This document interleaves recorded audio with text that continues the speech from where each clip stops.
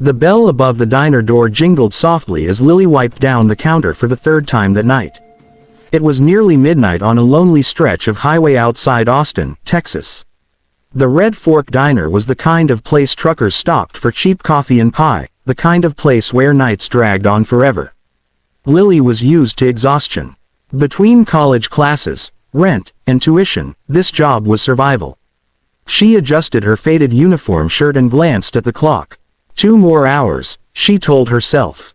Outside, neon lights buzzed and insects slammed against the windows. Then the door burst open. 6 men stumbled in, loud, reeking of alcohol and cheap cologne. Their laughter filled the diner, rude and careless. Lily forced a polite smile, the kind she had practiced too many times. "Coffee, boys?" she asked calmly. One of them whistled. "I'll take coffee." Served with a smile, he said, eyes dragging over her. She ignored the comment and poured coffee. At first, the harassment was verbal. Comments about her legs, her face, what they'd like to do once she got off shift. Lily kept her head down.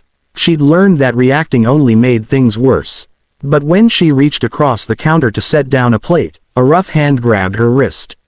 She yanked back instinctively. "Don't touch me," she said, voice firm but trembling. The men laughed. One stood up, blocking her path to the back. Another reached out and pulled at her shirt, the cheap fabric tearing with a sharp rip. The sound echoed through the diner. For a moment, time stopped. Lily gasped, instinctively crossing her arms over her chest as heat rushed to her face. The men roared with laughter. One of them raised his phone, recording. "Relax, sweetheart," he sneered. Fear washed over her. Not just embarrassment, but the sick realization that she was alone. The cook had stepped out for a smoke.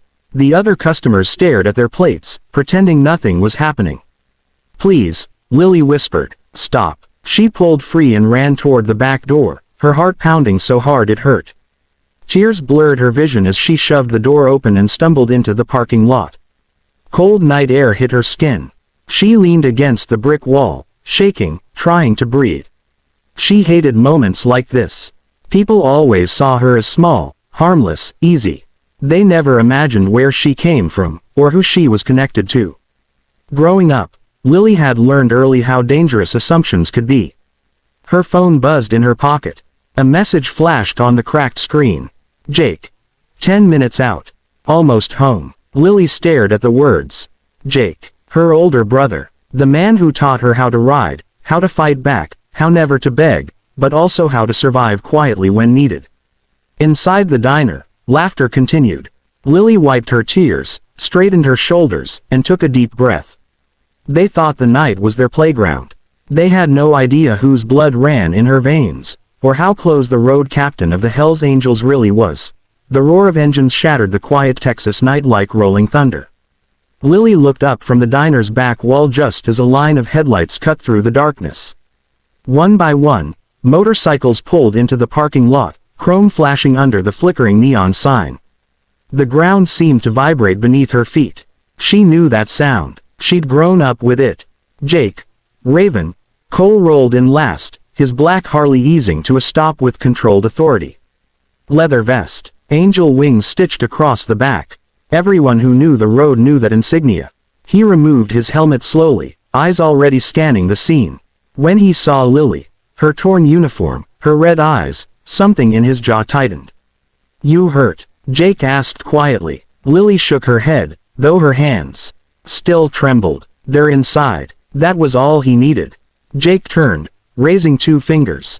The bikers shut off their engines in unison. Silence followed. Heavy, dangerous silence. They walked toward the diner without rushing, boots crunching on gravel. No shouting, no threats, just presence. Inside, the men at the counter were still laughing.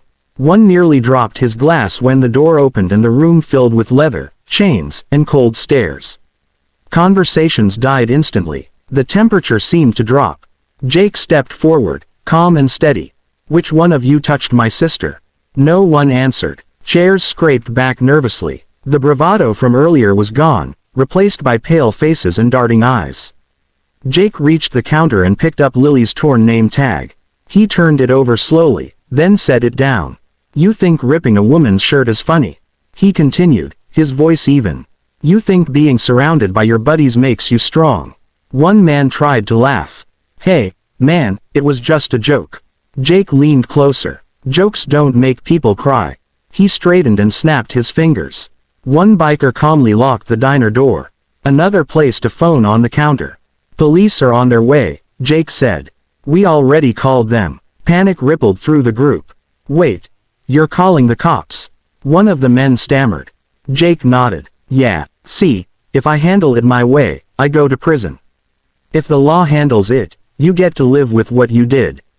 Court dates, records, explaining this to your wives, your bosses. Outside, red and blue lights were already reflecting off the windows.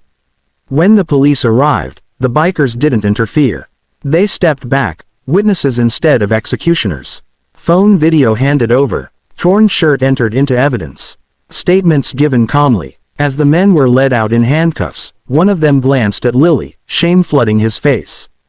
He finally understood. Later, as dawn crept over the horizon, Jake draped his jacket over Lily's shoulders. You don't ever have to be afraid, he said softly. Lily leaned against him, exhausted but strong. That night taught her something important. Silence isn't weakness, and respect isn't demanded with fists. Sometimes, justice rides on two wheels and knows when to let the law finish the job.